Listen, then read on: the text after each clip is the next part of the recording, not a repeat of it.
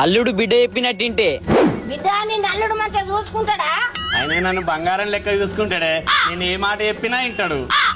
ఏమైనా బయటకు పోయేస్తా. బయటకు లేదు ఎట్లేదు సపడండి ఇంట్లో. సరే. అబ్బా నా అల్లుడు ఎంత మంచోడు, నా బిడ్డ చెప్పినట్టు తింటాను. ఇదే కొడుకు కోడలు చెప్పినట్టింటే కొడుక ఎటు పోతానవురా? ఈ తాళ్ళగా కళ్ళగత్తనే కళ్ళు లేని సపరేట్ ఇంట్లోకి నాడు. పోతనే ఇంట్లోకి నడు అని చెప్పినా.